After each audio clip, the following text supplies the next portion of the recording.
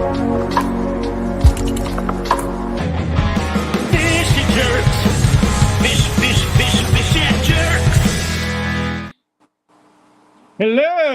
How you doing, neighbor? It's good to see you, Tim. Yeah, good to see me too. I mean, good to see you. Okay, so there was a slight change. Mike from All Things Fish was going to be our guest tonight, but he had some stuff come up, and we're going to have to reschedule him. So Tim was kind enough. He was going to be our guest next week, but Tim is our guest tonight instead. He was kind enough to step up. And real quick, before we get started, I found Goodayed fry in this tank. I only saw one so far, and it was pretty damn big. It was pretty big. It's definitely, though, Goodayed for sure. You could tell just by looking at it, the speckles and everything. But I'm super excited. I got my first fry from those. And you, Tim, what did you get? Yeah, I got a fry off from my pandacories. So nice. When I first saw them spawning, I moved one of the eggs into a shrimp-only tank up that direction. And the other 4 or 5 eggs that I found, I put into a little specimen box. The ones in the specimen box all turned to fungus. Even the one that looked like it had a fry developing inside of it, it all turned to fungus anyway. So the one up in the shrimp-only tank, I found a fry this morning. And so I'm super, super happy, super excited. Nice. And you shared pictures of that on the Discord, right? Yeah. Little video clip. That was upon my discovery. The first clip was me wondering if it's like something that's not supposed to be there because it's a shrimp-only tank. I was like, oh, dragonfly nymph or something, or what is that? And then I saw it swimming, and I'm like, oh, no, this is exciting now. See, just another reason for people to join the Discord server, just saying, guys. And also, real quick, so this whole first half of this the show here, Tim and I we're just going to have a conversation. We won't be looking at chat. I see it right now. Thanks for everybody for coming in. I see a bunch of the regular suspects.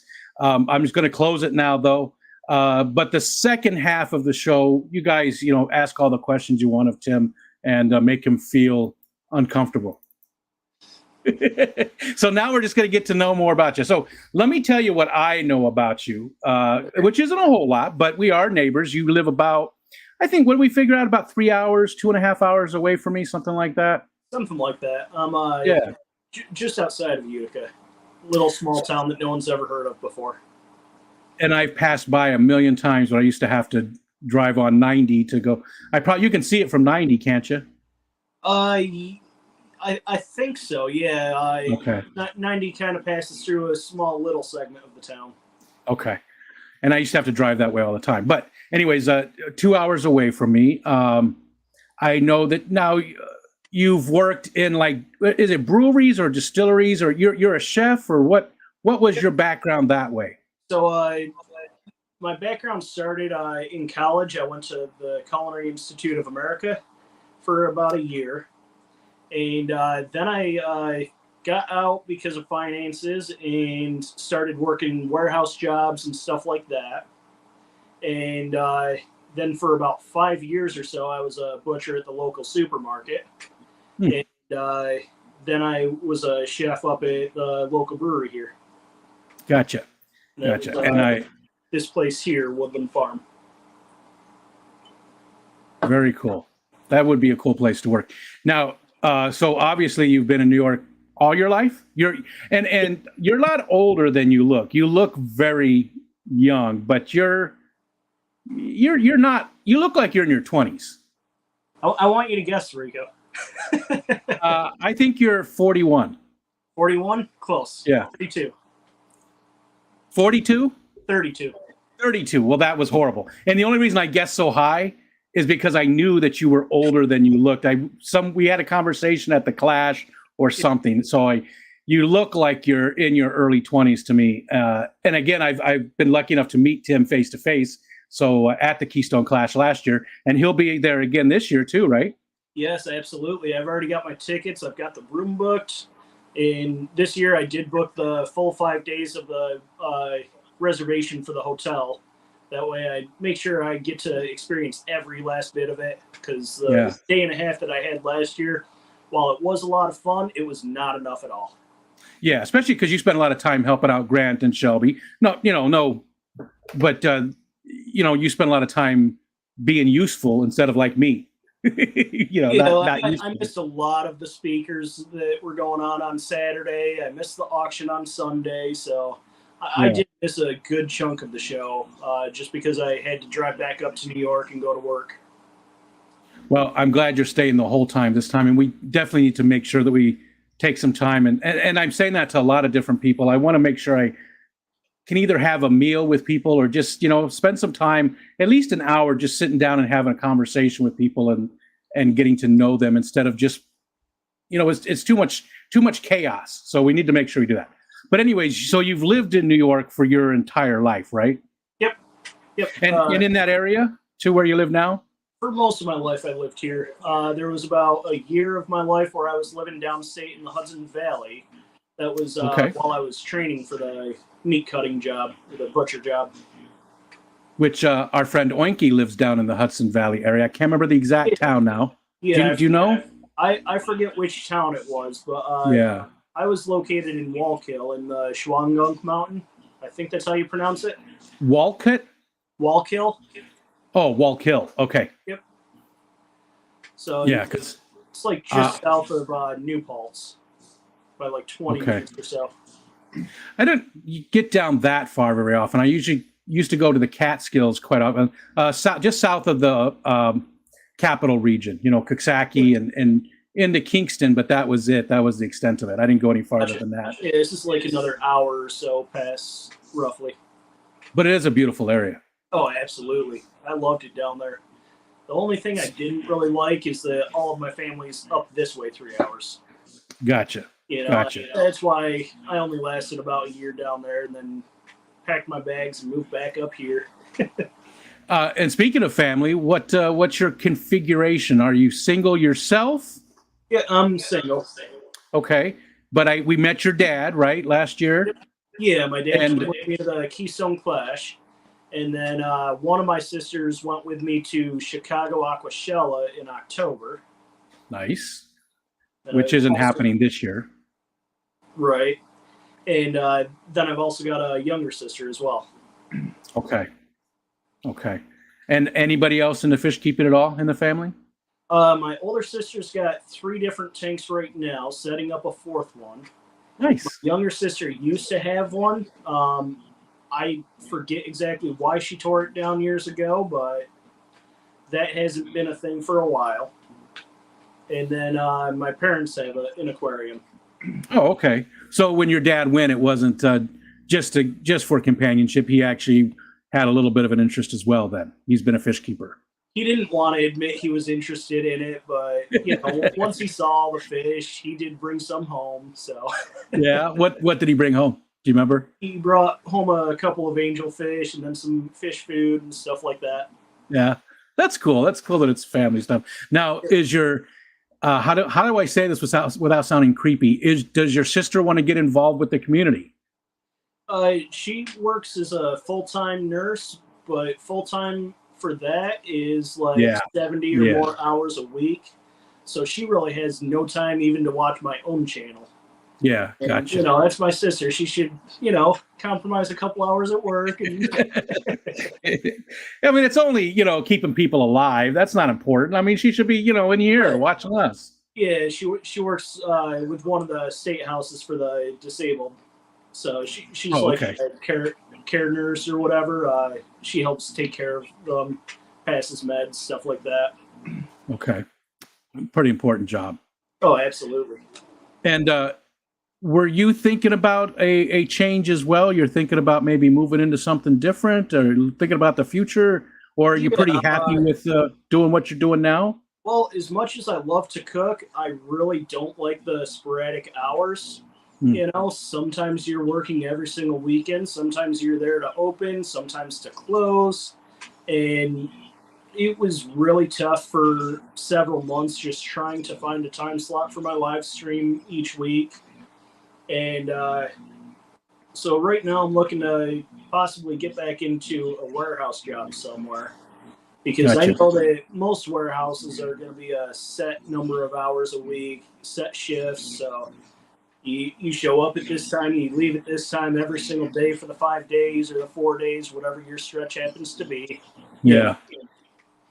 I've done that. I've, I was a IT guy, although my official title was IT liaison. So what I did was translate IT speak to Teamster speak and back, so I made sure, but I was also responsible for making sure the conveyor was running every night and stuff. It was a cool job. How far is Coxsackie from you? That's still quite a distance, right?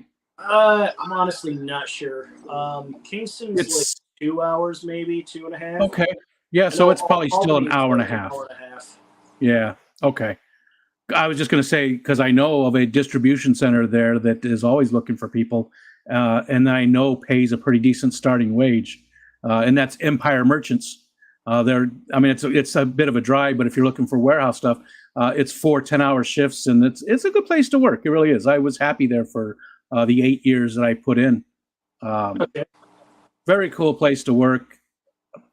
Plus you're around liquor all the time, so that's always a positive as well. Nothing wrong with that. So they're the Empire Beverage distributor? Empire Merchants is what they're called. Okay. Yeah, yeah, and they're the largest in New York State, or maybe the second largest. I can't remember, liquor distributor. But okay. I don't know that I have contacts there anymore. That was a long time ago now. I worked for a different place, but I'll look and see. Just happen to. I mean, again, it's a distance from you, but it's a warehouse, and it's a good job. So yeah, maybe we can do something that way. Anyways, sorry, that's a little aside. Let's. All right. What about different types of hobbies that you have other than fish keeping? Is there stuff that you really get into that you enjoy doing when you have the time to do it? Yeah. So the first hobby that I ever got into in life was cooking. And so since I was 11 years old, I knew I wanted to go to the Culinary Institute of America. I got to do that, which was really exciting. After that first year, the expensive bill came in, and I just couldn't see it for the job market in this area. Because, again, I'm all about family. I didn't want to move out of this area just to cook, Yeah. So I wasn't going to stay for the full 4-year program. But so that's my main hobby. And then I do a lot of camping, a lot of fishing, a little bit of boating, stuff like that. A lot of outdoor stuff. Yeah, we have that in common. I mean, I don't do as much as I used to, and you live in a beautiful area for it too. That part of New York State is, I don't want to say mountainous really, but it's definitely big hills. Lots of big hills, very rolling. Yep, there's a couple of like miniature mountains. Yeah. Or overinflated hills, I guess. Yeah. But lots of water and lots of, because, even like myself, before I moved to New York State, when you hear New York, you think New York City. Well, that's a little area that's down in the corner. Most of New York has a lot of has an abundance of nature and wildlife. There's all kinds of pristine areas to go to do those types of things, camping and things like that. So yeah, it's still about a 6-hour drive or so to New York City from here. Yeah. So every time I'm talking to someone and say, "Hey, I'm from New York," I always have to mention, but not New York City. I'm from the real New York. Yeah, the real New York. I even had a guy who lived in New York City, and we were on a kayaking forum, and he asked me. He said, "Do you ever kayak in New York?" And I was like, "Every day I kayaking in New York." But he said, "Oh yeah, where?" And I told him. He goes, "Oh no, I meant the city." And I'm like, "I know what you meant, but you didn't say that." That's the problem. That's the problem. Yeah. There's a huge area up here. Sure, there's not a lot of people, but that's why we live here, right? Yeah. We don't want to be around a lot of people. Yep. So one of the major places that I go camping a lot is the Thousand Island region, and that area to me is like pure nirvana. It is beautiful. Absolutely beautiful. My son actually lives up there, not in the Thousand Islands, but not too. He's about 20 miles away from the St. Lawrence. So he's in Governor, New York, if you've ever been through that area. Yep. But I actually went camping at a friend's private camp up there. I forget if that one was called Yellow Lake maybe or Mirror Lake. I don't know. I There don't know was the like area five that well. campers that were allowed on the lake, and no motorboats at all, and really, really small campground. But the lake was huge. That's a nice area too. Yeah. Flatter and very rocky. I mean, tons of rock everywhere. But Thousand Islands are nice. I used to have a boss whose dad was a bigwig at Xerox, and they owned one of the islands. And he said, "Come up to the cottage." And I go up there, and this cottage was, like a mansion. And it was you couldn't get to the island except in the wintertime. You could drive over if the ice was solid, but otherwise you had to take a boat to get to the island. Obviously, it's an island. There's no bridges. But this house was just massive, and we'd go up every year for Cottage Fest, and it was a blast. Just love it up there. Beautiful, beautiful area. Yeah, the first time I was ever up there was when I was probably about 10, maybe 12 years old. My father was working at the South Louis School District, and one of his coworkers had a camp up there and invited everyone up for a get-together or whatever. So and that was a really, really fun experience. Oh man, I drew a blank. I was trying to remember what the name of the place was. It's actually south of it's right on the lake shore, not Bar Harbor. What's it called? Sackett's Harbor. Thank you. Yes, Sackett's Harbor. Have you been through there much? Have you spent time around there? Yep, I've been through there. I've fished out of Henderson Harbor. Okay. My aunt's boyfriend at the time, about 10 years ago or so, brought us out on the boat and did a bunch of perch fishing for the whole day out of Henderson. That's a beautiful area too. We've gone up there for our anniversary a few times, and that's in late October. So when we go, there's nobody around, which is for us is perfect. I mean, we can get out and just do whatever. It's not really cold yet, but the leaves are already done changing colors and stuff, and there's no tourists around. So you go to like a restaurant or something, and there's nobody around. It's a perfect time to go. I absolutely love it. So, oh yeah, beautiful area. Okay, what any other hobbies? Like reading, video games, anything like that? I always ask about those two things. Well, the last book that I read was probably Green Eggs and Ham, so we might want to skip that question. Okay, not even aquascaping books, huh? Like George Farmer, not even aquascaping books like George Farmer's, or you've got one right there, don't you? So I've got this one here that I've been starting to read through a little bit. I did skip the first half of the book and skipped right over to the CryptKeeper section. Wonder why. I don't know. But I'm just kind of reading up on some of those species and what specific varieties come from each species, and it's really interesting. So some of them that I thought were completely different are actually the same subfamily or whatever. I don't know the scientific term for it. So if Kelly's here, she's probably going to yell at me in the chat. But that's right. We're used to Kelly yelling. Okay. Yelly Foreman. That's what we should call her. Yelly Foreman. Yelly Foreman. I like it. She doesn't yell. I'm joking, people. Don't be upset with me. Yelly Foreman. But I think she does have a new name now. I think that's a good name. Yelly Foreman. And why exactly crypts too? What is it about crypts that just grabs a hold of you that you like so much? Because you definitely have a ton of them, right? You have a bunch of different ones. I've got a few different ones. I've got maybe about 10 different varieties total. But I just really love the different textures and patterns. And then when you toss your camera into black and white mode, it really, really shows. So that to me is really awesome. That's what I like about it, is the huge texture differences that you can't find in many other plants. Gotcha. That's a good answer. I don't know that I've really paid that close attention. I definitely do have some crypts, but I don't remember which ones I have anymore. But I'll have to take a closer look at them and look at those different textures and stuff.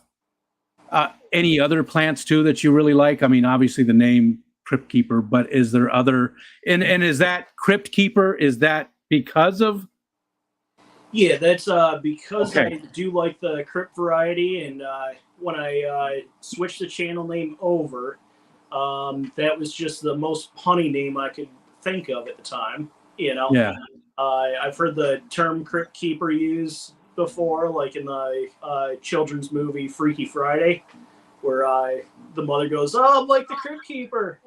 You know, that's what stuck out to me when I was trying to think of a new channel name, because originally, before I found all the live streamers in the Fish Fam, I was on a bunch of the bread baking channels and pizza channels, stuff like that. So Gotcha. my name was All You Can Wheat with W. I don't think we ever saw you. I don't think I ever saw that name. So No, you must have switched it pretty quick before you. I mean, when you got into the community. I had that channel name for maybe about 2 or 3 weeks, and then I swapped over. Gotcha. And now you're stuck with us. Now you're a part of the community, and you do live streams on Monday mornings at 9 a.m. Eastern Standard Time, right? Yep, absolutely. And then you've got another one that you do. And when is that one? I forget when that one. It's more sporadic, or is it scheduled? No, so 9 a.m. on Mondays is my weekly stream, and then if I happen to need or want to do another one, I'll just do a pop-up whenever is convenient for me, for the guests, or for the topic at hand.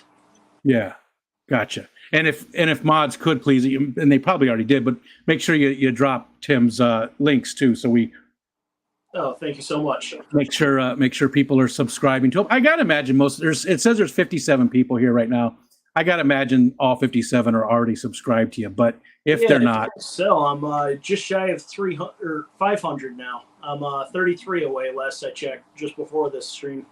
Well, we need to get you there so you can get that YouTuber discount for the Keystone Clash. Yeah, absolutely. So this past 33. month I did the 400 giveaway, and it's going by really, really quick now. Ever since the new year, I don't know what happened, but I'm just skyrocketing in the subscriber count, so that's super nice. exciting. Well, congratulations, and hope it just keeps going up. You know, I love to see that. Silver Creek just hit 1K not that long ago. There's a lot of channels that are starting to really take off, and a lot of people very close to that 1K too. Foxanne's getting there. Skipper's not too far. I mean, just so many. I'm going to leave people out. I apologize if I left you out, guys, but there's so many people that channels are just blowing up, and it's good to see. I really like to see it, and hopefully it continues that way too. Yeah, I can think of about 20 or 30 different channels at least within the Fish Fam that deserve to hit 1K already. Oh yeah. That's the other thing too. But the only problem is you did the smart way. You said 20 channels. You didn't start naming names. I always start saying names, and then I leave out half the people, and people get a little not upset, but they just feel a little left out, and then I feel like crap because I do it all the time. It doesn't matter what it is. If I start naming names, I leave out sometimes the most important names. A good example, Keystone Clash. I mean, last year for the Clash, I kept saying how excited I was to meet all these people, and I left out 2 of the people that were the most important to me to meet out of so. I just need to stop doing it. I can't remember my own name half the time, so I'm just going to give a blanket statement, 20 to 30. Yeah, that's the way to do it. I need to take a page from your book and do it. Okay, so so not really, and you didn't even touch on video games. You're not a gamer at all. You don't, because you're wearing a Super Mario Kart shirt, so. Well, I like retro games a lot, so a lot of Super Mario, Donkey Kong, stuff like that. I do have a PlayStation 4, but it is just the most expensive DVD player I've ever owned. Gotcha. I was playing some Call of Duty for a while, and then I found the Fish Fam, and I started to find peace in the world a little bit through the fish keeping, and I got a lot more involved. I started taking care of my aquarium again, and so the Fish Fam has really changed my life a lot in that aspect. Nice. That's good. I always like to hear that because I'm there too, and definitely feel the same way. And overall, that it's such a positive, encompassing group of people that again, overall, it's a very positive thing. It's a positive movement, so to speak, and it's definitely important to me. The group is definitely important to me. So that's good to hear that you've had the same experiences. Yeah, between the motivation of everyone else and then also the support of each other, even in my beginning days of wanting to upload my first video, everyone's like, "Oh, don't worry about it, just do it." Yep. Okay, this is probably the ugliest tank that YouTube has ever seen, but here you go. And mine are still that way. June will be 3 years for me. So that tank there was the first tank that I posted up. I'm going to put you up on this one just real quick so we can see in there. I mean, that, and did it look like even close to what it looks like now? No. Okay. How it was originally, it was sand bottom. It had zebra dolomite stone in it, and some very sick looking boosts, some very sick looking crypts, a lot of algae, a little bit of moss that somehow was still struggling to survive. I did have some wild neocaridina in there because the first shrimp that I've ever owned and the only shrimp I bought at that point was a Skittles bag of shrimp. Gotcha. So after a year and a half or so, they crossbred to the point where all of the selective breeding that was done prior was completely negated. Yeah. But now you're really, shrimp is probably your main focus when it comes to the livestock in the tanks, right? Yeah. Currently, I'm kind of on a shrimp kick. I've got shrimp in this tank, that one. Well, all 17 tanks that are in this room now. Gotcha. And when I first started the channel, I had 3 tanks in the house total. Now I'm up to 18. And how long ago was that again? January 31st. Of last year. Correct. Just over a year ago. Just over a year, yeah. Because I was going to say, there's no way. I've known you longer than that. Okay, so yeah, just over a year. Yep. Yeah, and what's the biggest tank? It's a 75 gallon. That's downstairs. Same here. Yep, that's mine. Probably my favorite tank too. What about you? Which one's your favorite? My favorite's I don't know. Hard to choose. I don't know. It changes week to week. Yeah. Most of the time, it's this tank behind me, just because it's got a couple of fish in there along with the shrimp. But that's the cull tank for the shrimp now. And then each of the tanks over here to this side. So I'll give you guys a real quick tour. So each of those tanks have a specific variety in each. And Garden of Eden, you obviously have gotten quite a lot of shrimp from them, but is there other places too where you've gotten shrimp from? Yeah, the first Caridina shrimp that I got came from Kyle over at Poseidon's Pets. Okay. And he was the first shrimp YouTuber that I found live streaming when I discovered the fish fam. And so we were chatting back and forth. I saw his shrimp, and right from day one, I wanted to get some of his blue calcios and his red calcios. To this day, I do not have a single calcio tank set up. But so the first shrimp that I got from him were cull shrimp, just a bunch of mixed caridinas from his cull tanks. And so that's what started that tank behind me here. And since then, I've placed a bunch of orders with the Garden of Eden, and also a bunch with a breeder that I found online through Facebook, Ryan Hoagland. And they're all absolutely top-notch from all 3 sources. Even the cull shrimp that I got from Poseidon's Pets, even though they're a cull grade, they were still beautiful. I love them. Yeah, and of those 3, could you pick a favorite? No, absolutely not. Okay. I don't know. Again, each of the 3 has their own kind of thing going for them, and it would be like asking you, well, is it better to eat an apple or an orange or a banana? Well, each of them have different qualities that you love. No, and you don't love. banana. Banana is a clear favorite. I mean, that's an easy answer. Banana is a clear favorite. Okay. So yeah. No, the only reason I was asking, because again, I can't see the chat at all, but I know Grant and Shelby often come in, and I know that you're a mod for them, and you do a lot with them. Like I said, you helped them out the Keystone Clash, and so I was trying to get you to to say that somebody else's was favorite and get you in trouble with them. That's where I was going. No, honestly, all three of them have helped me out so much. I couldn't say one is better than the other, and I definitely couldn't say one was worse than the other because they have all been super helpful throughout the whole experience so far. Yeah. I don't know. What was his name from Poseidon? What's his first name? Kyle? Kyle. I really don't know Kyle too much. I don't see him out and about too much, but I did watch quite a few of his streams there, and he seems like a real nice guy. But Grant and Shelby, I know pretty well. Again, been honored to meet them face to face, and they just always are helpful with everything. Anytime anybody has any questions, they jump to answer them. So if Kyle is anything like them at all, then you've got some great sources. Yeah, so I actually got introduced to the Garden of Eden while I was in one of Kyle's streams as a chat member. So Grant was a guest on one of Kyle's streams, and okay. So Kyle provided the link for the Garden of Eden, and so I hit the subscribe button. Okay, you're Shrimp Guy. Let's see what you got to say, And so I was in the chat for one or two streams.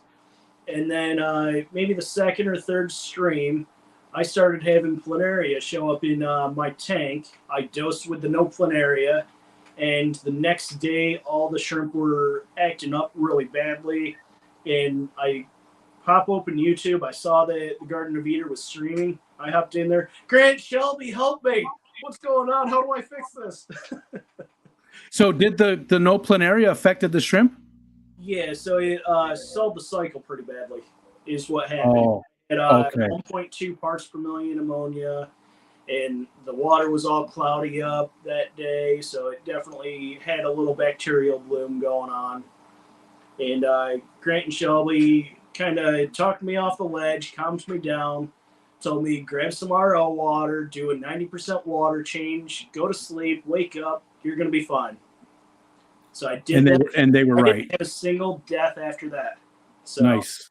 Because I did use the no planaria in a shrimp tank, and I had no issues at all whatsoever with it. It's weird how it, and I know different water parameters and things can, but yeah, I had no issues whatsoever using it. I had it in a pea puffer tank. I had planaria in there and in a shrimp tank, and it took care of both of them with no issues.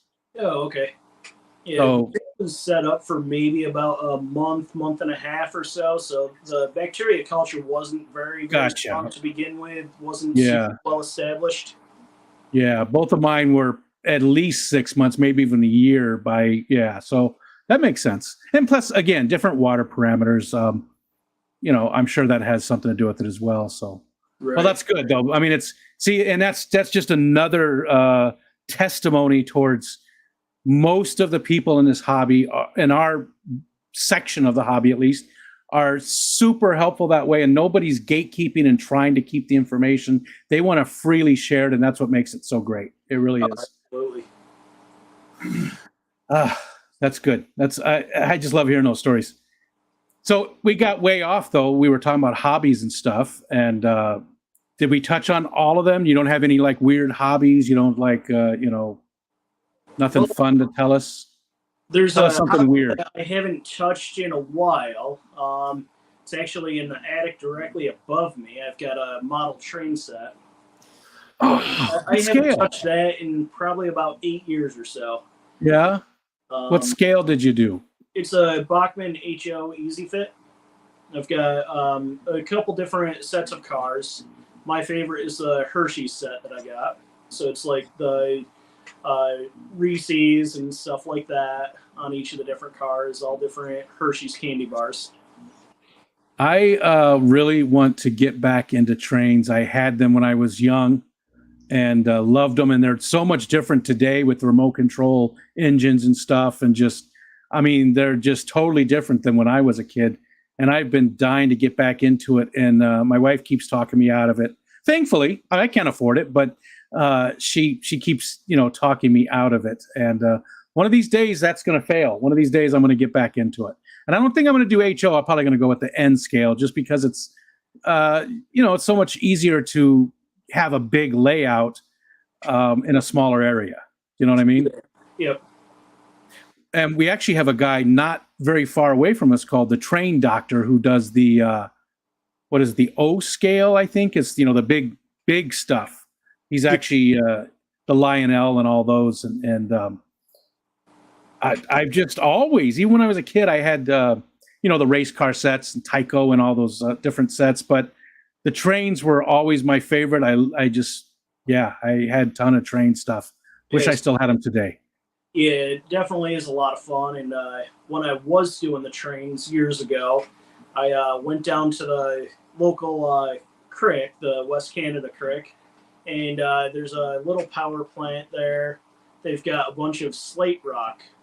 So I collected a bunch of that, and I kind of stacked it up, put some concrete behind it, made a nice tunnel for the train to go through and stuff. So like the aquascaping stuff was just like another layer to that hobby a little bit, once I started to play around with that a little. Yeah, definitely some connecting things there. If you ever get the chance to go up there, I mean, is it a table? Is it set up? Yeah, it's set up on a table still. If you ever get a chance, obviously not telling you to go do it or anything, but if you ever get a chance, you got to go up there for something. Take some pictures of it. I just, I'd like to see what you built. Okay. Love to see it. Yeah, it's been a while since I've been up there, so it is kind of a dusty mess, but yeah, I'll that's definitely right. Grab some pictures quick right after the stream for you. Oh, no, don't go out of your way. Just, I don't. It's and dusty mess. I mean, look at me. I'm a dusty mess too, so that's all right. It works out good. That's cool. That's another thing we have in common, though, is the train stuff. You working at the brewery, do you enjoy beers and liquors and stuff? Are you, Absolutely. Okay. And that is from the brewery? Is that the bottle that you showed us? Yes. Yep. What's the flavor there? What do you got? Stout that was aged in some maple bourbon barrels. Gotcha. I don't know if you guys can read that description or not. Here, hold on. Let me put you on the big screen there. A rich and smooth imperial oatmeal stout aged in a wood maple bourbon barrel from Tibbetts Maple. Yep. Very cool. Used. Yeah. Gotcha. So Tibbetts Maple is a sugar shack right up the road from here. And they take their maple syrup and they put it into a used bourbon barrel.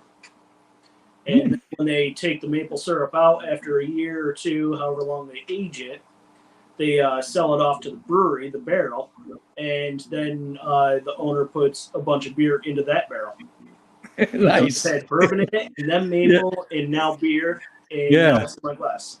That's awesome. I wonder if there's anything else that could go after that. And what else would go after that? You know what I mean? Another product. What else could you put in it that would benefit? Usually after the beer hits a barrel, it just becomes furniture. Gotcha. Yeah, because there's not much that you could do at that point, right? Right. Yeah. So do you have a favorite? Now, I don't really care for oatmeal stout, to be honest. It's one of the few beers. Now, I haven't tried that many. That one sounds really good. Years ago, I had an Australian one. I don't remember the brand or anything. And it was the only beer in my entire life that I didn't finish. Mm-hmm. I poured it down the drain. It was that bad. Is stouts, are those your favorites, or what type of beer, or do you have a favorite really? Really, I can respect each style of beer for what it is. I tend to grab either like a stout or porter, or on the summer days, I'll grab an IPA or an IPL, something like that. I do like lagers quite a bit on a hot day. And have you ever brewed it yourself? I did a little bit of homebrew. I did like 3 or 4 batches of beer.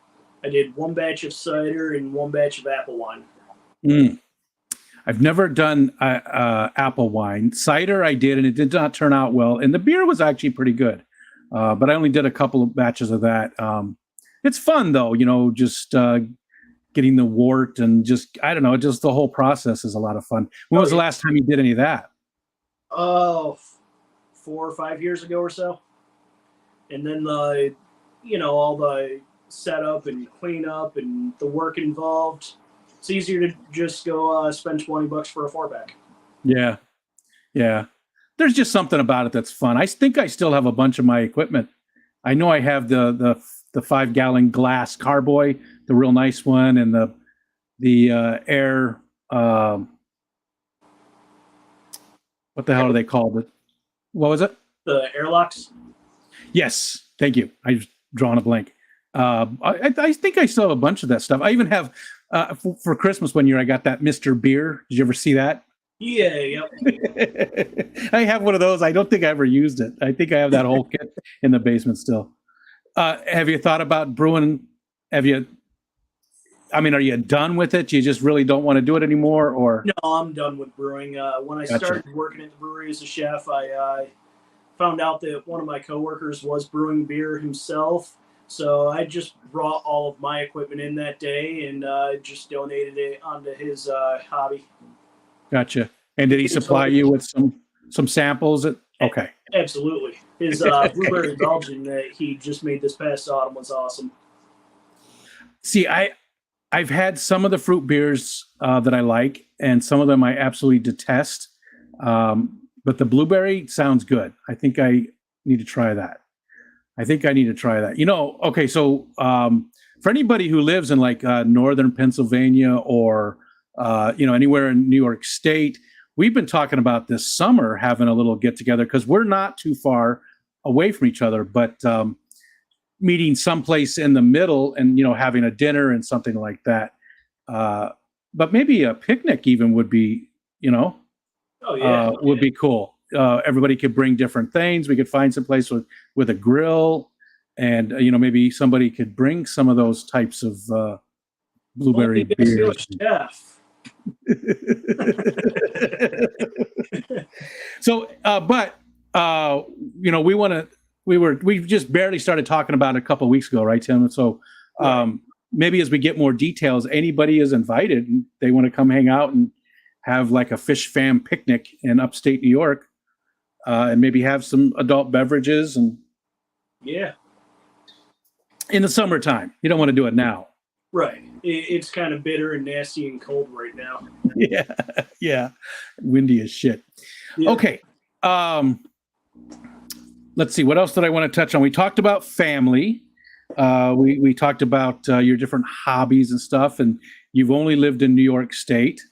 Have you ever thought about, have you done any traveling to speak of? Have you been around the United States and seen different places? And I know you said you're very close with your family, but let's say you get older and the family's no longer around or whatever. Have you ever thought about living somewhere else? Oh yeah, I've definitely been considering it more and more each day, moving somewhere warmer. Gotcha. But I have done some traveling up and down the East Coast. And then this past October, I went to Chicago. Other than that, I have not seen the United States. Okay. So I've been all the way down to Florida. I've been all the way up to Maine and Vermont. I have crossed the border over to Niagara Falls. That's as far into Canada as I've gotten. Back in 2014, I did go to the Bahamas on a cruise with the family. Ooh, nice. But that's pretty much the extent to my travels so far. And out of all those travels, did you have like a favorite place that you liked? Any place that really stood out? Virginia Beach. Yeah. What was it about it? Just beautiful, or the people, or what was it about the place? Well, it was the first ocean place that I truly enjoyed being at. The boardwalk was a lot of fun at night. Always something to do. Keep in mind, I was like a kid at the time, probably like 10, 12 years old. Gotcha. Seeing all the military planes flying overhead every 10, 20 minutes was really, really awesome to me.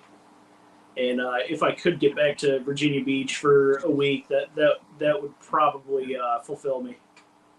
Gotcha. I don't know that I've ever been. I don't know. I might have been also a young kid because my dad used to drive for an RV company, and we would go all over. And I was very young, and I'd go with him on those trips.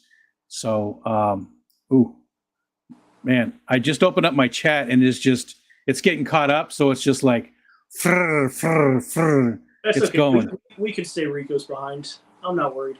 We are. Okay. There we go. I think we're caught up. Okay. Yeah. Um, Then the so other now, oh, go ahead. the other vacation that I really enjoyed was when I went to Florida to. Unfortunately, it was for some bad circumstances. My grandfather had just been diagnosed with lung cancer that had spread through his whole body. So it was the last time I got to see him. But the one thing that I really loved about the trip was he brought us to this bay or whatever, dock where all the manatees were swimming up. And just seeing the smile on my grandfather's face that day was Yeah. memorable. Yeah, gotcha. And that wasn't that long ago, was it? I was like 12, maybe 13 at the time. Oh, okay. Why did I think you had just not that long ago gone? I must be thinking of somebody else that going through something like the same thing. Yeah, because that was obviously. That was the last time I was down in Florida, was back then. Gotcha. Real quick, I see KJE Aquatics, Keith. Hey, He's Keith. a very close neighbor of yours, right? Yes. He's in Scotia, so how far away is that from you? He's out towards Albany, so maybe like an hour if I had to guess. Gotcha. I've never been to Scotia and never put it on Google Maps, so I'm not. Oh, okay. Okay. For some reason, I was thinking he was even closer. 50 miles, KJ, Keith says. Okay. Yeah, an hour. Did we miss anything? Was there anything that you want to tell us that we didn't touch on? Something that's happened in your life, good or bad, something that you're proud of, something that you're not proud of, just anything that's happened in your life that we didn't touch on. Well, just a quick message about being in the hobby. Did we lose you, or what's that? It's a Killer Kitty dropped a super chat. We'll get to that. And thank you, Killer Kitty. She's always doing that. Gotcha. I didn't realize that one's right over my face. Okay, yeah, I saw a logo going over your face. I didn't know if maybe we had lost connection or something. So anyway, one thing I've learned throughout this hobby is that looking at all of my tanks and the condition of their tanks, it really gives me an almost in real-time view of how I'm doing inside personally. So when my tanks start looking bad, I know it's time that I need to make some sort of change in my life. Really? That's interesting. It's a barometer for you and how you're feeling. So like if you're neglecting them, maybe there's something negative going on in your life or you're just unhappy. But when your tanks are looking good. Anyway, whether it be, stress or lack of sleep or, something significant. Gotcha. That's interesting. Because my tanks look like crap right now. So you might be onto something. Okay. Just leave it at that. That's I'll have to pay closer attention to that, and see if I also notice that. And I'm wondering, people in the chat too, have you noticed that? That's it's an interesting barometer on how you're doing it, mentally. So Triple J, wow, hey, it's been forever, Triple J. See, the chat is so distracting. That's why I don't even like to keep it open until it's time. But I think it's just about time. Okay. Anything else though? Anything else that you want to? I want to give. Oh, anything channel wise too? You can, if you got anything to promote, now's a good time to do that too. If you've got anything you want to talk about coming up or anything like that, is there anything you want to share? Coming up, we will be doing a 500 subscriber giveaway once I hit that milestone. If anyone wants to help me out and make sure you're subscribed really quick. Last I checked, I was only 33 away. But, hopefully, we'll be going closer now. Flash for sure. I'm not sure about Dallas because that is coming up rather quick. I wasn't expecting it this quick, honestly. But I definitely want to get down to Daytona for that Aquashella. So those are the big things for you this year. You definitely Keystone Clash, but the other big ones are the Aquashellas. Right. And if I had to choose one or the other between Dallas or Daytona, I'd probably choose Daytona. I've got some family that lives down in Florida Plus, I haven't seen Grant and Shelby Shrimp Room in person yet, so if I could squeeze that into the trip, I definitely want to. Yeah. Well, what about West Coast, like the Fishtoberfest? I've never been out to the West Coast before. That is a possibility, but the Aquashella, I really want to get to that just because of the American Shrimp Contest that they do each year. Okay. And I had a lot of fun helping out at that booth and also with making the video afterwards. Gotcha. Okay. That makes sense. I get that. Yeah. Fishtoberfest is definitely high on my list. That would be, Keystone Clash and then Fishtoberfest, but I'm not, I don't, enter stuff into contests or anything very often. So I get that. That makes sense. Okay, well, now why don't we go ahead and again, Killer Kitty, thank you so much. Let me go back up and she said, sorry, I can't stay. I'm working tonight. Just wanted to show support for Rico and Crypt, two awesome dudes. Well, thank you very much, Killer Kitty. So much. And she does that quite often, not just here, but in a lot of places. And thank you so much for all the support. So I see right there, Pegasus Arena. Hi, Rena. 7:51 my time. Oh, I know a lot of people can't even see the timestamp, but Pegasus Arena just posted. She says, "Tell Tim I just subbed to him." So that's where we're starting off. If you ask any questions before that or comments before that, we're not going to see them. That's the cutoff. So anything below that, let's see. So the very first one is Bunny Viper says, "How old is Crypt?" When we talked about that at the very beginning. Yeah, 32. 32, and I said he was 42, and I didn't think he looked like he was 42, but I knew that he was way older than he looks. And now, if you meet the guy in person, when I first met him, when I first saw him, I thought he was, 21. He looks way younger than That's than he pretty is. generous. Most people say like 15 to 18 usually. Well, yeah, I think Shelby and Grant said that too. So, Yep. Let's see. Yep. Thank you, Zenny. Thank you so much for reminding people too, because I won't see it unless you do the @Rico stand. George, hello. 50 Rico's behind. Hi, Leo. Okay, here's one from Zen Ginger, and this is one that she does quite often. Oh, she changes it up, and there's a lot of these questions that are they're part of the show. They've been a part of the show. Now we've been doing this. You're like number 80 something. I don't even know. 86. I don't even know. But January of last year, no, 2 years ago. This is 2 years of Focus Ons. Yeah, 2 years of Focus Ons now. And over that time, Myrtle, who I see Myrtle, and he's asking his question. People have started to ask the same question or just a variant of it, and it's become part of the show. It's a tradition for those questions to be there, and I absolutely love it. And another super chat from Leo. We'll get to that in a minute, Leo, and thank you so much. So Zen Ginger's question is, would Tim rather take care of a huge tank with 1,000 crypts, any species, any types, or over 10,000 shrimp of any type that he wants? Can't have them both. It's one or the other. Which would you rather have? It's only got to be one tank. Huge tank. Ooh. Yep, one huge tank.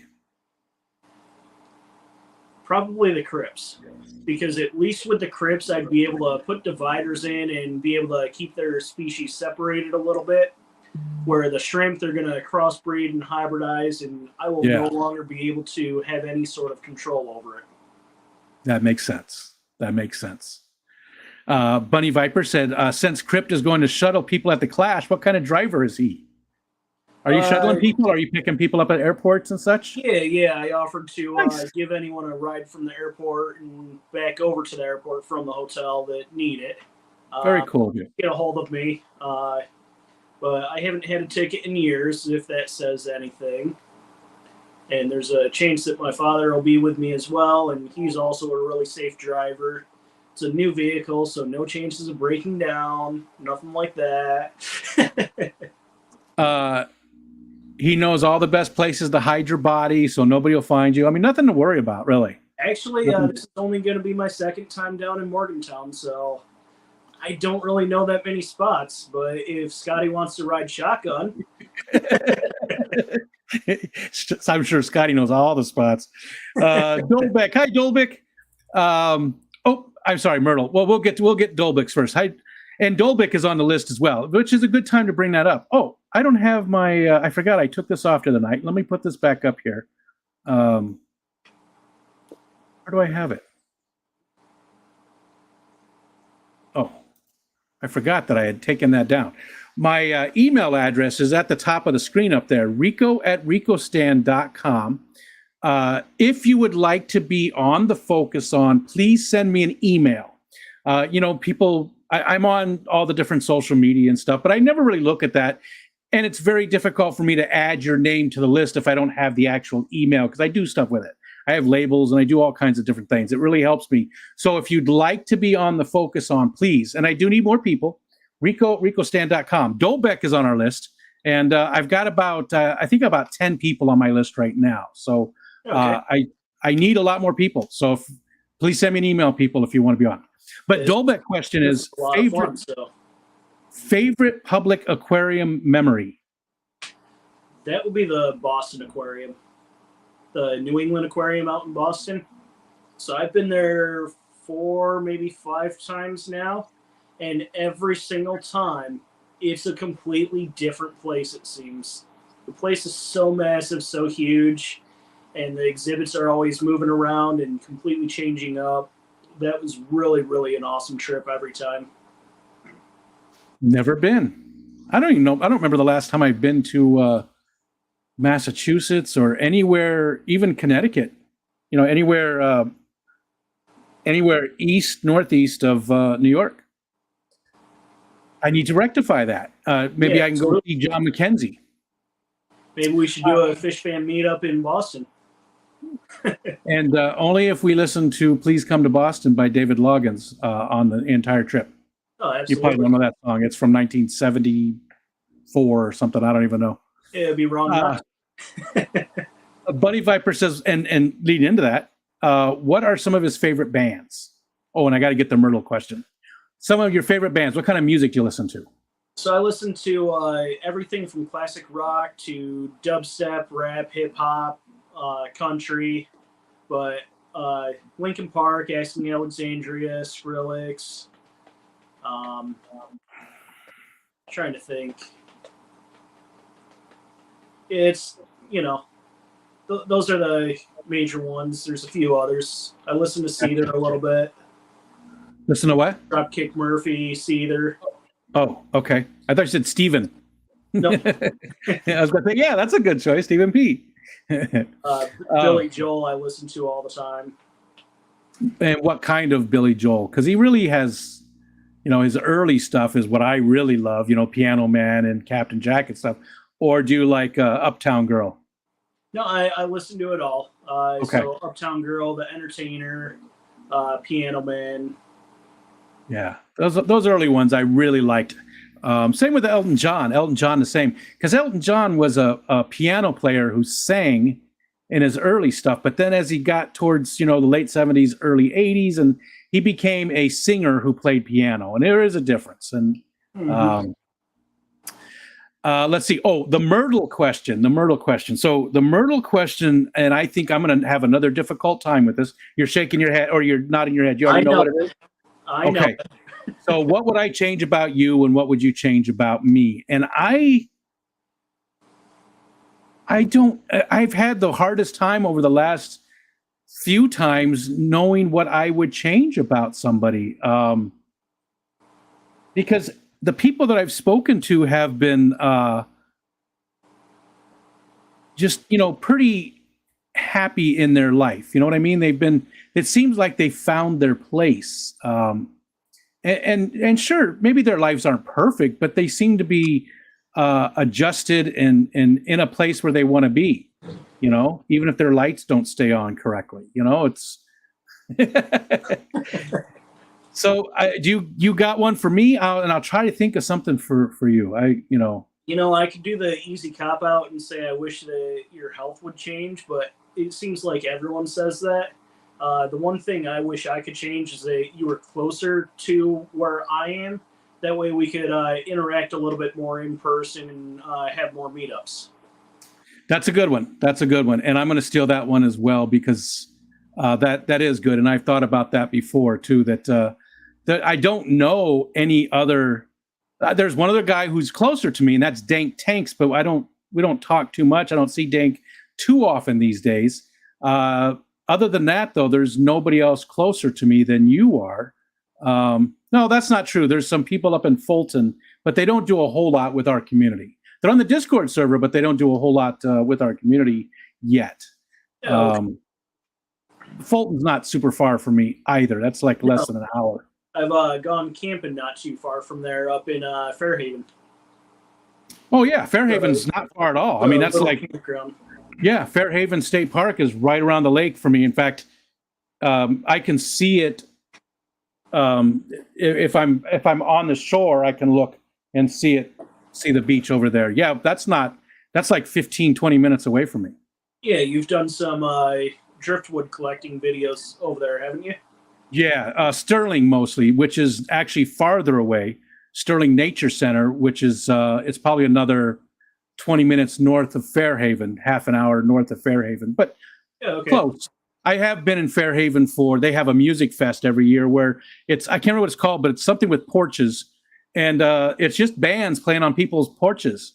So all these neighborhoods, you're walking through just a regular neighborhood, and there's guys out there with beer and food on carts and stuff to sell, and there's bands playing, and they have to be a certain distance away. Like, I don't know how they decide who gets to play what, but you don't have like neighbors right next to each other with two different kinds of music blaring at the same time. It's spaced out far enough where you can enjoy the music, and it's just fun. There's a lot of really good bands, surprisingly good bands that play, and it's just so, I don't know, it's just fun. It's just fun. It's a great place. Yeah, that sounds really, really cool. And maybe we can do that. That's something. Maybe I'll have to see when that is. I believe it's like early summer. So, Bunny Viper, would he rather be invisible or be able to fly? Well, with Southwest Airlines, I can fly any day.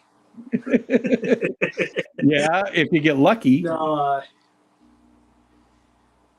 honestly, I probably would say I'd rather fly. Because if I was invisible, then no one would even acknowledge me at that point. And what's the point in existing if you're not acknowledged at least a little bit? Yeah. Plus, then when your friends are upset with you over something, you're going to hear the bad things they say about you, and they don't really mean it, but they're just venting. And then now you don't have friends. So yeah.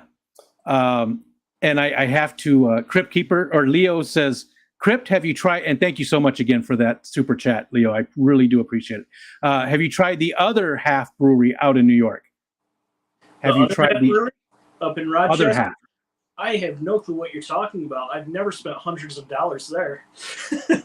Is that in Rochester? Yeah, it's in Rochester. Never been there. For the town right next to it. They call it the Rochester location, though. But definitely check it out. They've got a lot of really awesome IPAs. Their stouts are on point. And then their sour IPAs and their sour slushies and stuff like that. Super awesome. That's only like an hour and 15 minutes west of me. I'm going to just do a real quick search here. Yeah. Other half. I've never even heard of it. But I've been out of the loop of everything over the last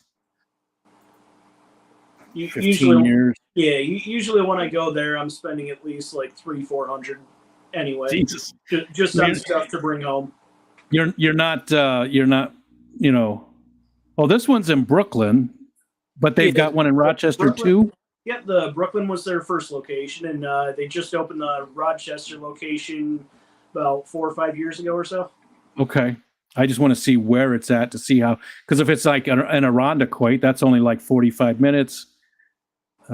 Select a location. Sorry, let me just look real quick.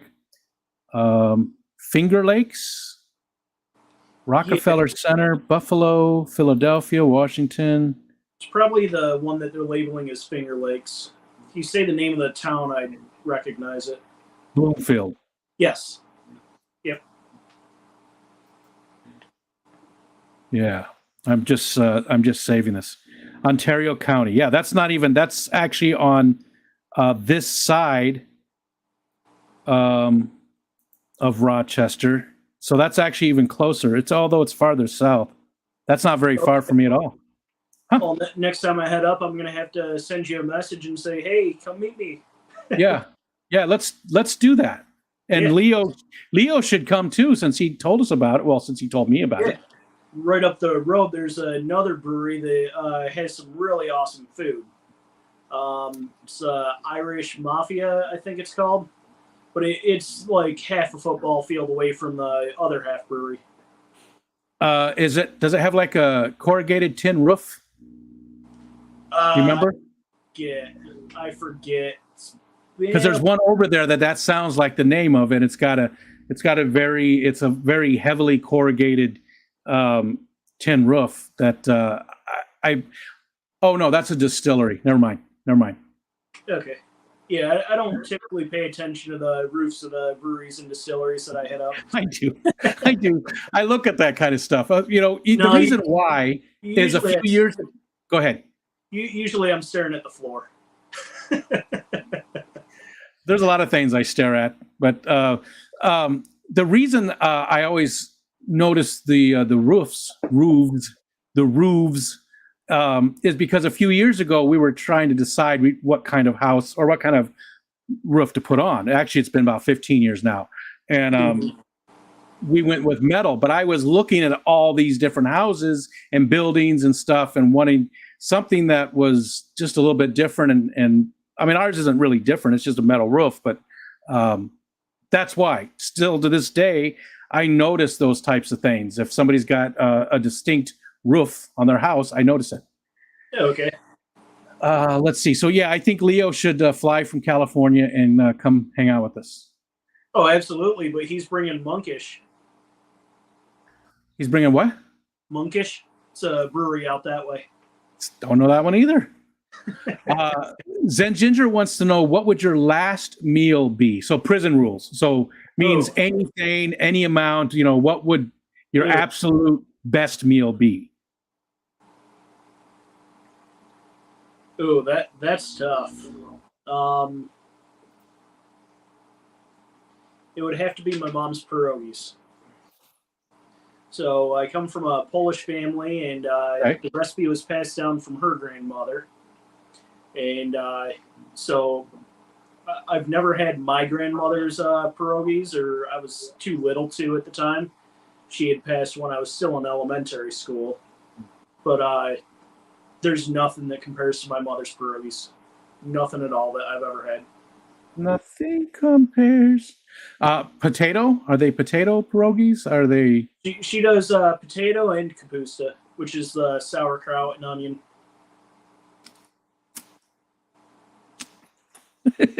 That sounds good. Well, there you go. That's what you can bring to the picnic. And then every year I do some sort of fun flavor. This past year it was buffalo chicken wing flavored. Ooh. Because that's traditional in Poland, Yeah. But we do that too. My daughter loves pierogies. She buys them all the time. She doesn't make them, but quite often she'll put like that type of hot sauce on them. Not so much her, my youngest son, actually. So, and again, hey, everybody, there's 71 people in here currently. Thank you so much for coming and hanging out. But I wanted to say I'm super excited that I have Good Day Fry. I saw at least one in there. I don't know if there's more. I just saw it right before we went live. Checked it out. So I think I saw Alishon in here, but I do have a fry. So, and Tim also got, what kind of Cory was it? It was Panda Cories that I picked up from the Keystone Clash just this past September. So I have one fry out of them so far, but hopefully I can get some more. Nice. Let's see. So Myrtle has a question. He said, would you rather find a hair in every meal you eat from now on, or have a 30% chance of spit in your drink? You don't know when it's there and when it isn't. And this includes every meal, even your meals at home. Well, how is hair spelled? Hair or HARE? Yes. Because I've heard rabbit stew is pretty tasty. So maybe I'll have to go with that.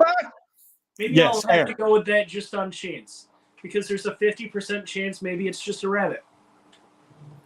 It's definitely hair.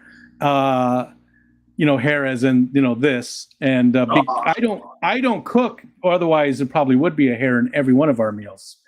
So would you go with this type of hair in every meal, or only a 30% chance of spit in every drink, and you have no idea that it's there? I'll go with the 30% spit, because watermelon is not a drink, but there is loads of water in it, so I can still stay hydrated without drinking your spit, Rico.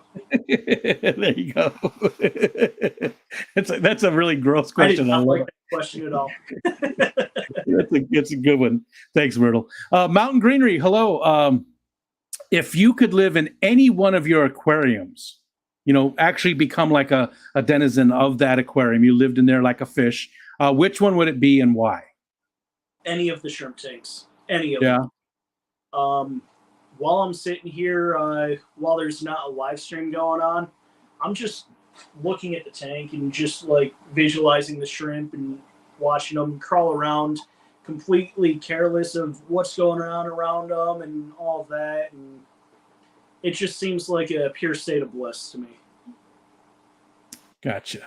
And I like that one. Mountain Greenery, that's another one she asks quite often. Lights going off now. What's that?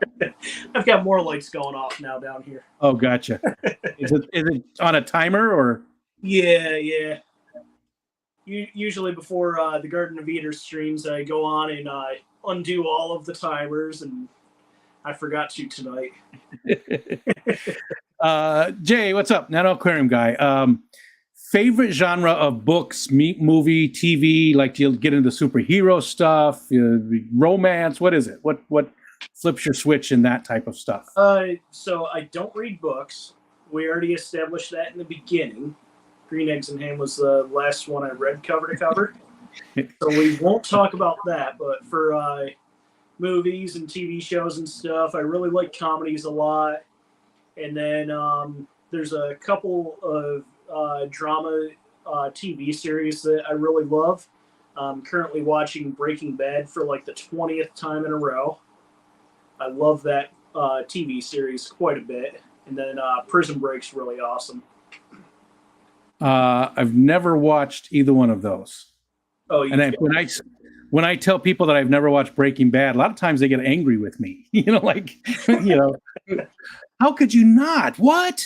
But and I just don't get into dramas that much at all. So you said comedies for movies. Is there one that stands out for you that's sort of like one you could watch all the time over and over again? Anything Adam Sandler or Will Ferrell for sure. Gotcha. It's lowbrow stuff. Yeah. That's looking at my movies now. So right in front of me. Probably Mr. Deeds is one that I could watch all the time. Rush Hour, Euro Trip. Mr. Deeds. Yeah, that's a good one. Oh, Hero Trip. Yeah, that was a good one too. Brookley Bell. Hi, Brookley. Hopefully everything is sorted out there at home. She had a lot of fish die off just recently, and CO2 accident. And oh no, I'm so sorry. Yeah, it was unfortunate. She lost her favorite one, and it's just tough, especially when it's just an accident, and But and this is Brookley's question. She asks all the time: is do you have any strange or unique physical talents? Like, can you wiggle your ears, or are your kneecaps on backwards, or is there anything weird you can do? Yeah, my kneecaps kind of go like this, kind of like backwards a little bit.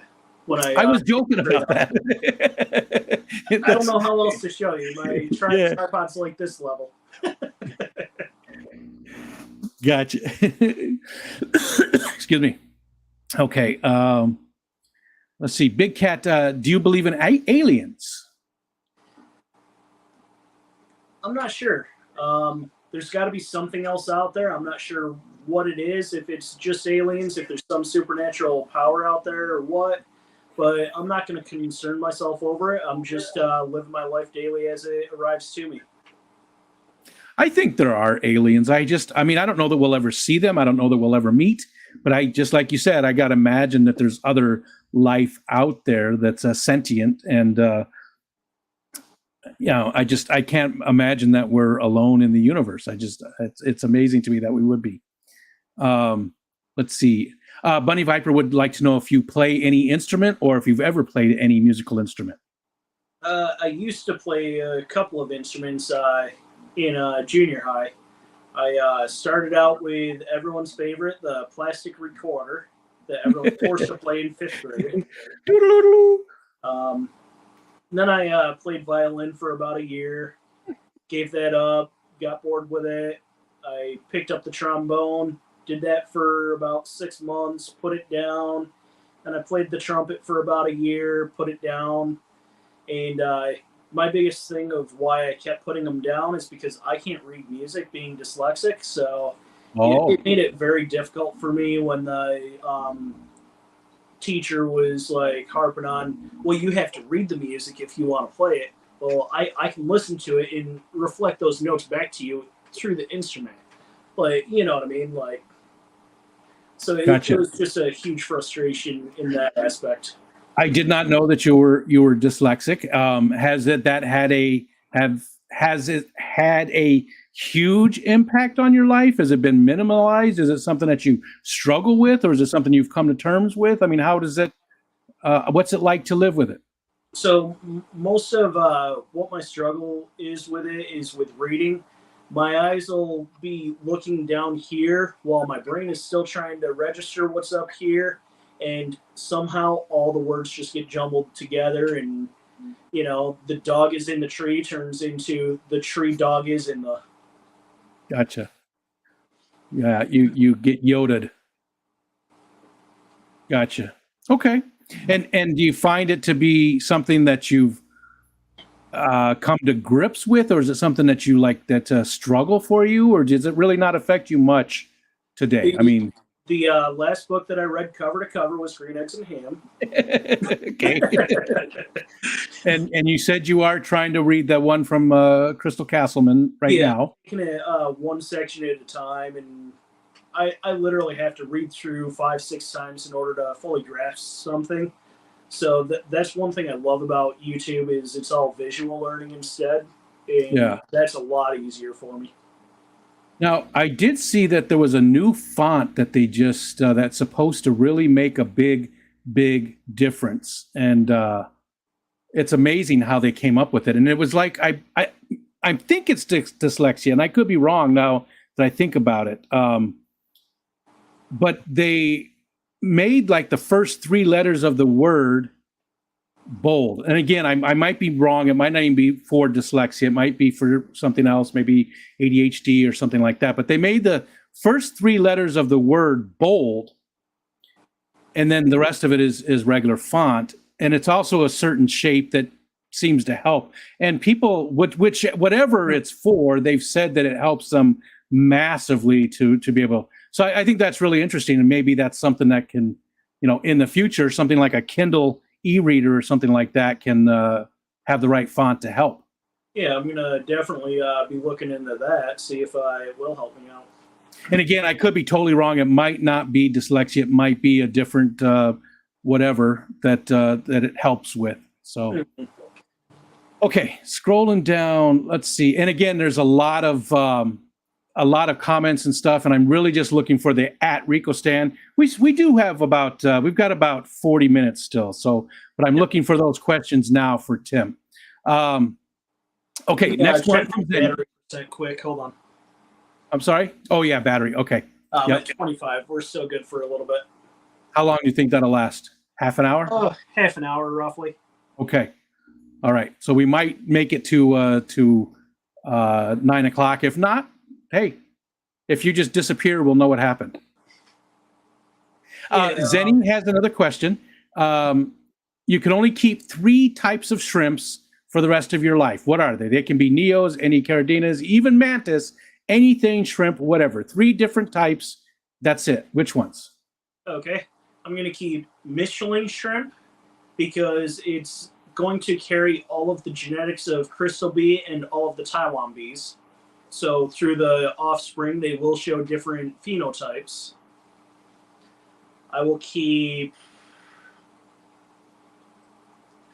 I'll keep the fire red cherry shrimp because they're really, really brilliant colored typically, and I always loved the neocaridina shrimp.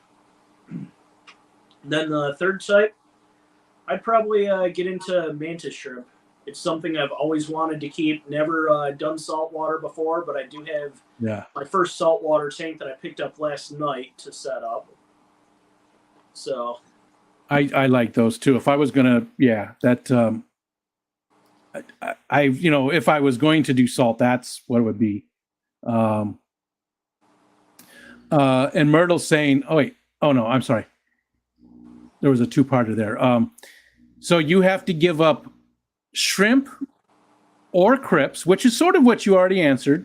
But you can keep them in different tanks. So you could have all the different shrimp you want, but whatever one you pick will be gone from the world, not just your tanks. So if you keep shrimp, then all the crypts are gone from the world. So I'm going to keep the shrimp, get rid of the crypts, and that's because with the bucephalandras, you still have a lot of those textures. They're just a lot smaller of a leaf.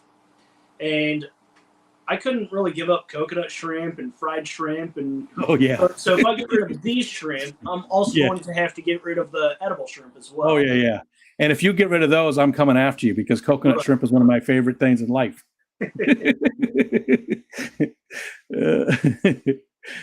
Porch Fest. It might be called Porch Fest, then, Ginger. It probably is called Porch Fest. Yeah. I honestly don't remember. It makes sense that it's called Porch Fest. And that's how we answered it. So Myrtle he wanted to clarify it's every species of crypt or every type of shrimp. Yeah, that's how we sort of answered it. So Whip, what's up, Whip? Okay, this is another one of the traditional. That's the every focus on just about these get asked. If your numbers came in, you won a huge. Money was never anything you even had to think about. You didn't even have to think about money ever again. What would you do with the rest of your life, and where would you do it at? Honestly, I'd probably be opening my own aquarium somewhere. Just something about seeing the fish live a careless lifestyle in the tanks. It just brings peace to my own family or my own life. And I would do it anywhere that my family was willing to also live because family's everything to me. Gotcha. And I like that. It jumped. Sorry. There's another one from Leo, another super chat too. All right. But I gotta get. Okay, there we go. It jumped. How far behind am I? Oh, geez, I'm 20 minutes behind.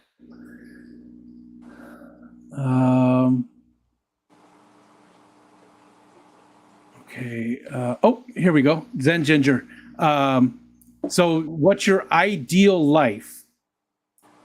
In 5 words. So that's the life you're going to live for the rest of it. 5 words to describe your ideal life. Family, relaxation, good food, friends. Like it. The important stuff. Leo said the best brewery on the East Coast. The one, other half. Best one on the East Coast currently. Well, I think he's saying that was the other half was the. Yeah, I'm sorry, it wasn't a question, but gotcha. I think he was saying that one was. Maybe it's definitely in my top 5 list. That's for sure. Yeah. What are the other ones? What is your top Barreled Souls up in Maine? They do a lot of barrel aged beers. Their IPAs are decent too, but their barrel aged stuff is where they're at. A lot of barley wine and stuff like that. Then you got Treehouse, which used to be a lot better before they expanded, but they're still pretty decent. Trillium's awesome. They're out in Massachusetts as well. I've heard of that one. It's the only one so far. Yep. Then you got Bissell Brothers up in Maine. They're really, really awesome. So How many is those that? are probably my top 4 or 5. Gotcha. How many I named now? Do you like wine too? Or you Oh yes, I love wine.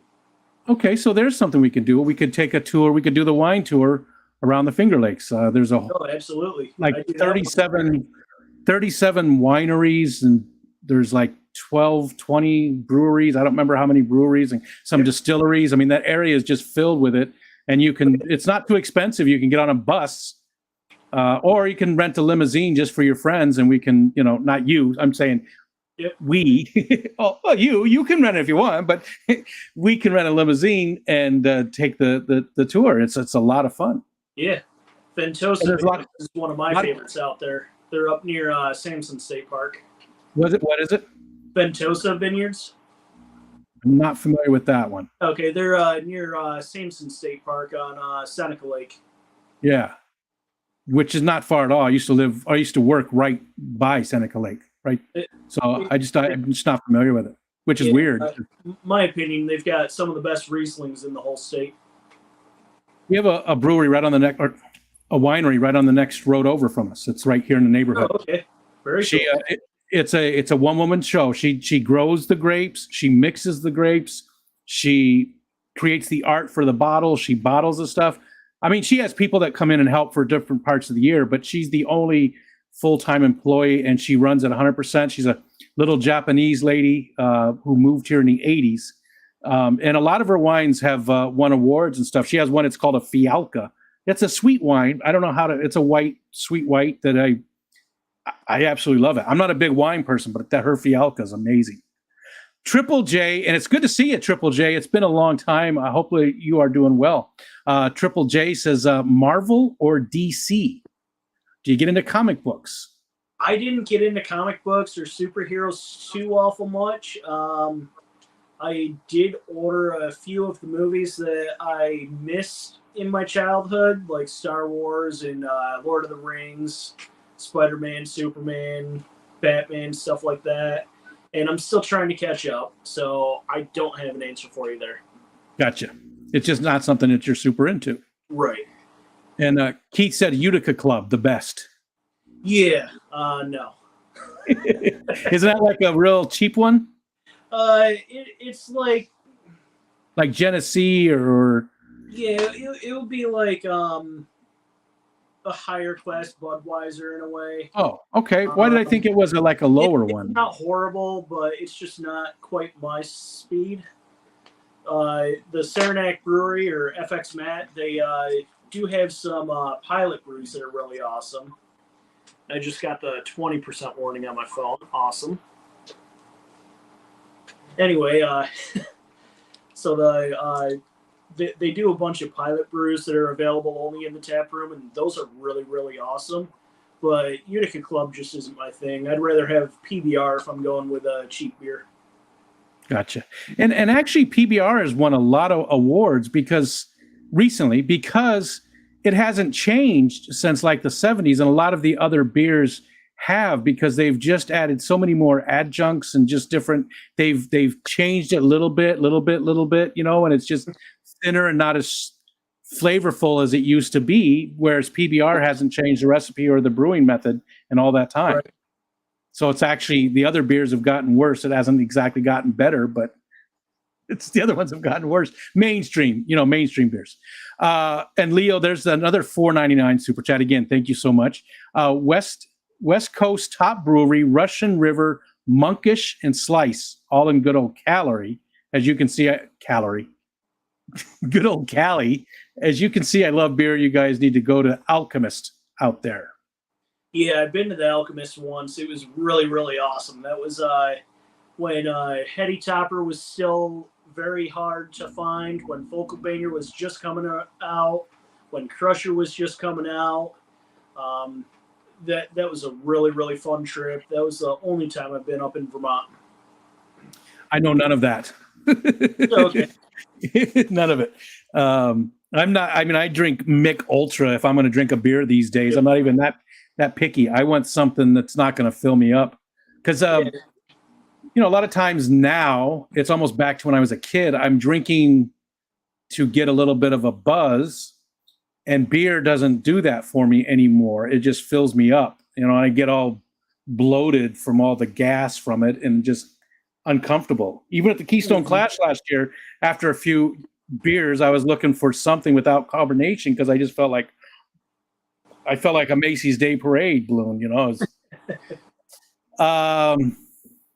Okay, so we got that. I'm looking for the app Rico stands, and the next one I see is Leo said I forgot to add Moxa to that list. Moksa.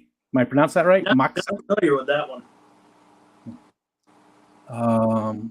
Let's see. So the next one, Rena says, would you rather be fluent in every language ever, or be knowledgeable on all ancient ruins?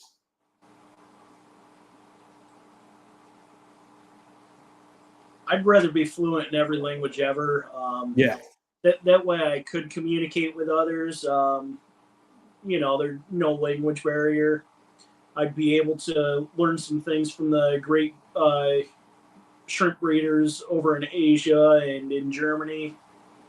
But trying to use Google Translate to see their documents that they post online and what Google tries to say, it's almost impossible.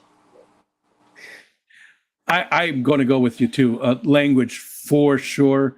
I think that's an easy one because that would be awesome. That'd be amazing to be able to communicate with everybody. I mean, we're saying fluent in every language. We're talking about like ASL and everything. That would be amazing to be able to talk to, just to have a conversation with anybody in the world at any point. That'd be amazing. People joking about the Breaking Bad thing. Nathan Hovey says he's leaving until I watch Breaking Bad. Dennis Christensen came up with what person from history would you like to meet?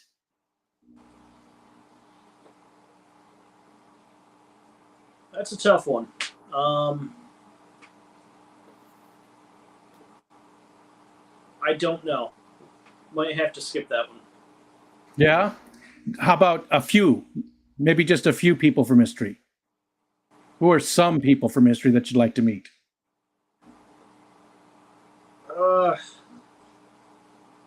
I'd like to meet all of the individuals that got together for the Boston Tea Party and kind of talk about the mindset going into that and what led to that internally for them, not just what the textbook says.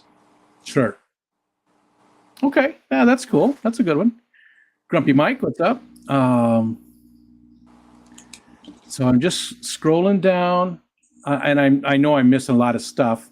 My buddy Ricky came in. Ricky, I was thinking about you today. I was going to send you a message, and I didn't.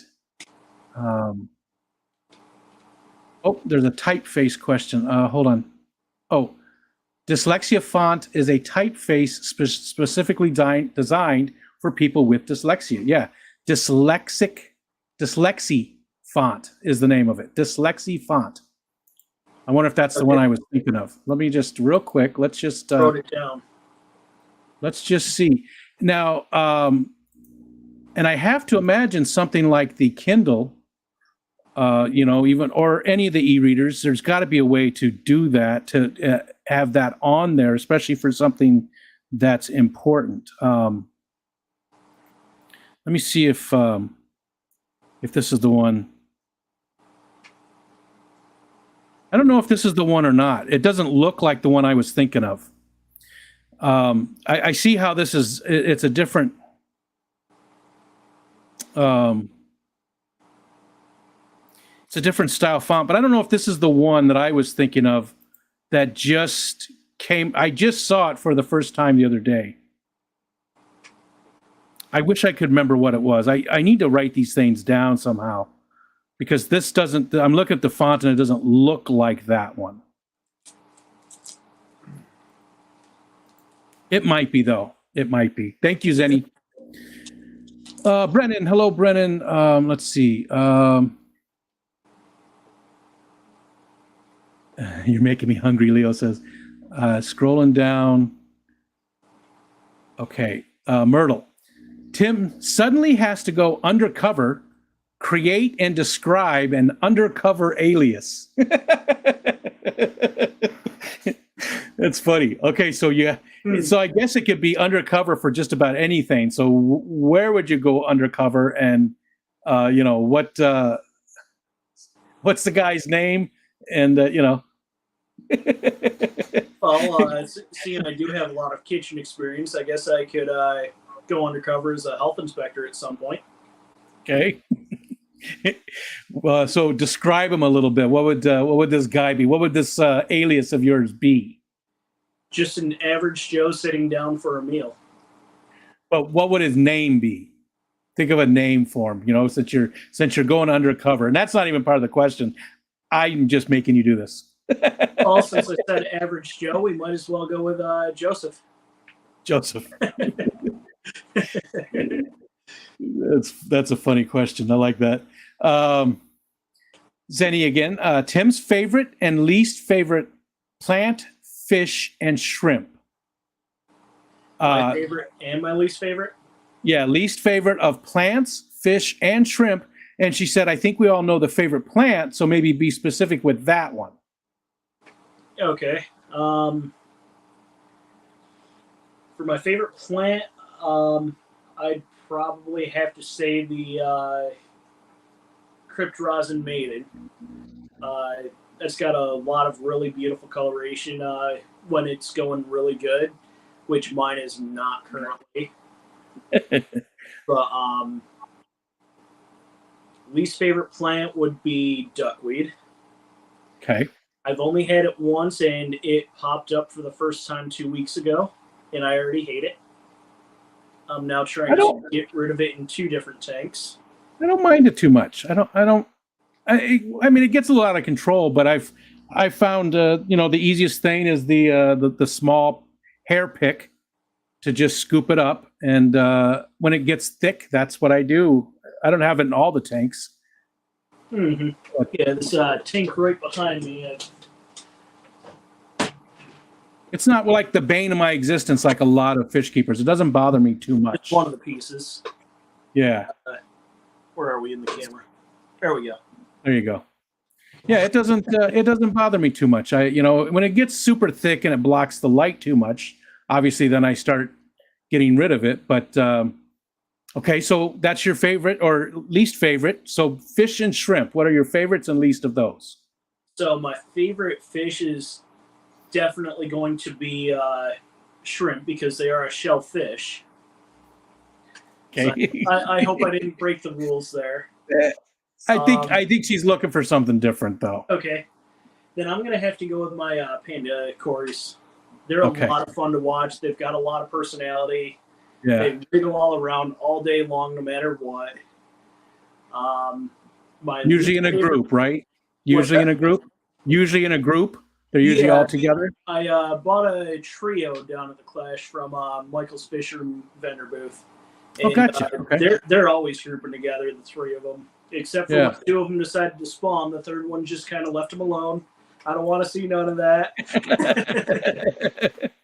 I have a bunch too. I got them from. I bought some of my own, but then I got some long fin ones from Maria Z that are beautiful, and they're doing great.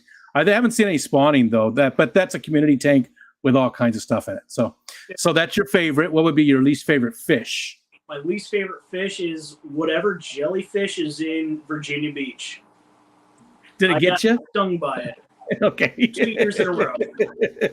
That's a good reason. Yeah. Okay. So favorite shrimp and least favorite shrimp. I bet the least is going to be hard, isn't it? Right now, my favorite is probably the backline pintos that I've got, because they're starting to show a little bit of really cool color. They're getting a little more blue along the back line. And the stripes that they had around the stomach, they're receding a little bit, and it's becoming more of a backline type patterning now that they're maturing. Okay, nice. They're really shaping up nicely for me. And now least. Is this going to be hard? No, wild Neos. Okay.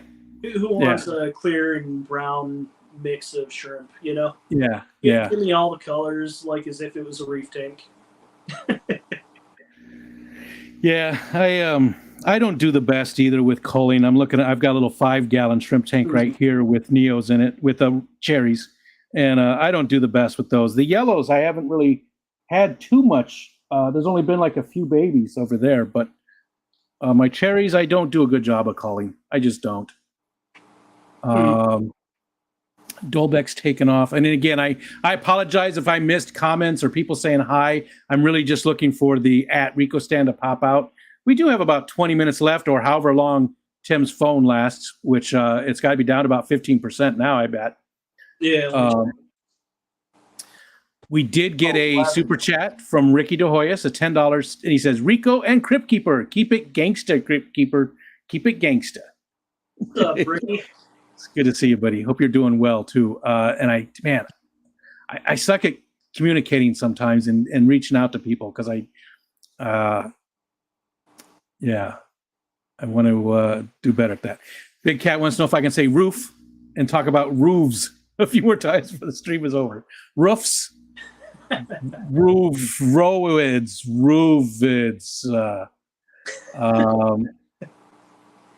Larry D came in saying hi to us. Hi, Larry. It's good to see you, buddy. What's up, Larry? Big Shrimpin'. What's up, Steve? He wants to know, what's your go-to Chinese food? That would be Kung Pao chicken. So it's got a little bit of stir-fried vegetable in there. It's a little bit spicy of a sauce with some peanuts on it. And it's a crispy battered chicken. Gotcha. I'm good with any, pretty much any Chinese food. I mean, as long as it doesn't have raisins, which I don't think is a big thing in Chinese food anyways. But raisins only have a place in the trash bin. See? You're a good man. You're a good man. Okay, you know what? I'm at the bottom of the chat, and Myrtle said that person's full name would be Joseph, not Timington. Not Timington. And there's Chattanooga Ed. What's up, buddy? Pegasus Arena going. Okay, so I think I hit all of the things. If I didn't, we'll give it a couple minutes there, but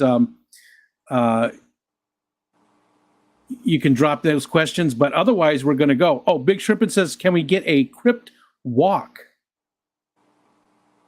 Crypt walk? You know, says, because Ricky said keep it gangster. So I think he wants you to like walk like a gangster. Walk like a gangster. I don't do that. For the same reason I'm not going to do the Wednesday Addams dance just to get views. So I think we're close enough to the bottom. Thank you guys so much. There's still 65 people here. Thanks so much for coming in and hanging out with us and learning more about Tim. Let's see. So Monday, we'll see you Monday on your own live stream on your channel, 9 a.m. Which is nice because, everybody misses Jess. She's really busy with other work, so she hasn't been able to do the Aquatic Morning Show. So it's nice we do have some morning stuff for now. Yeah, I really miss that show a lot. Yeah, me too. And I didn't even get to engage with it very much recently, but I was always had it on at least while I was doing other stuff. So we definitely miss Jess quite a bit, and I hope people are letting her know just how much. I have noticed that Jess has been doing an afternoon show instead or in lieu of some of the days. So that was actually pretty exciting to see pop up in my notification feed. So go ring that bell, guys. Make every sure once in a while. Notifications for the Aquatic Morning Show. And there you go too. Whip says we miss Bex too. Yes, we do very much. She's taken some personal time away, and we definitely miss her. And Kyle, I'm sure Kyle. I think I saw Kyle in the McStreamy the other night when I watched the replay of that. But definitely miss Bex too, and hopefully she comes back to us soon. Kirk, hello, Kirk. Anything to share before we take off?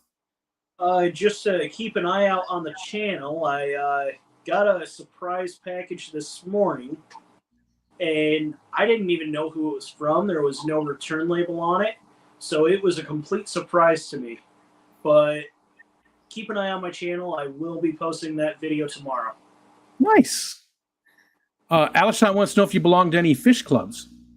I don't yet, but I will be signing up with CNYAS right before their or during their auction coming up in April, I believe it is. Yeah. Which is weird. I think they did a fish show instead of an auction in April, but I think they changed it this year to just be an auction. I am a member of CNYAS, but I don't really do much with them at all. So, but if you're going to be going to that, maybe I'll go to it. Yeah, I'm definitely going to be going to their next one. I know it's on a Saturday. I just forget exactly when it is. I think normally it's like I think it's like the last week in April, like the 23rd sticks in my head. But I could be wrong. I think, didn't you post the flyer on the Discord? Yes, I did. Yeah. Skydancer says, thanks. Okay, we're going to go ahead and take off. Thanks for the super chats. Thanks for hanging out with us. I'm not sure who's going to be our guest next Tuesday, because again, Tim was going to be next Tuesday. It might be Mike, All Things Fish. It might be Terry's Tropical Tanks. There's a whole bunch of people. But I do need more people. Again, real quick, my email address is at the top of the screen. If you'd like to be on the Focus On, please shoot me an email and let me know that it's okay to add you to the list. And we'll see you guys. We'll see you guys later. Don't forget tonight, there's still a ton of good streams too. Whole bunch of good ones coming tonight. Eric Wyrock, Bentley Pasco. Geez, I know I'm forgetting. I shouldn't have said any names. See, I said names, Tim. I said names. I just